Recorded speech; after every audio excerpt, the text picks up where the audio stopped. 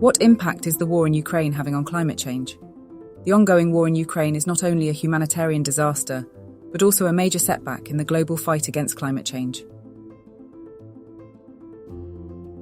These insights come from the Catalyst Special Report on Ukraine, published by the Palladium Group. Here's our summary of the impact the Ukraine war is having on climate change. According to Jose Maria Ortiz, Palladium Managing Director, the ripple effects of the war are impacting climate change efforts across three critical areas: politics, global energy supply, and food security.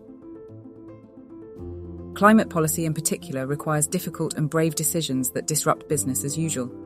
However, as the world focuses on security and sanctions, attention has been diverted from the potentially catastrophic consequences of climate change. Political support is needed to weather the energy crisis and rising living costs, but not at the expense of consistent climate policy. The war in Ukraine has exacerbated the energy crisis, causing energy prices to surge.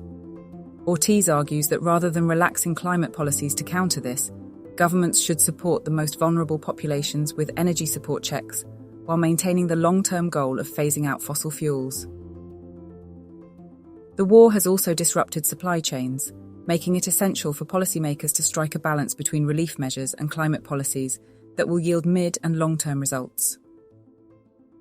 Global energy supply has been further challenged as sanctions against Russia cut off oil and gas supplies. Countries have been forced to reconsider their decisions to phase out carbon and diesel due to shortages. Consequently, limiting global warming to 1.5 degrees Celsius has become even more difficult. In response to energy shortages, Germany and Italy have temporarily resorted to using old coal power plants. However, Ortiz sees a silver lining in the long term. Countries without access to oil and gas may reconsider their energy independence through renewables, such as solar, wind, and nuclear energy.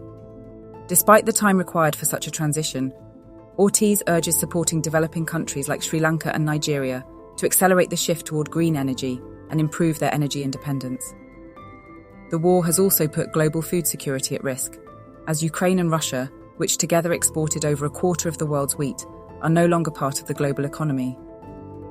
Food shortages may lead countries to relax land use policies, which could negatively impact climate change.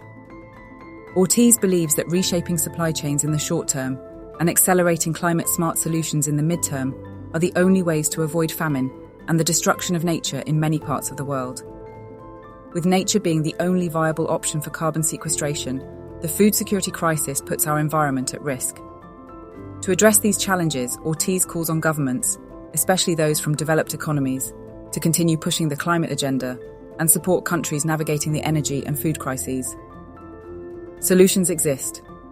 They just need to be harnessed and supported by collective action for a sustainable future.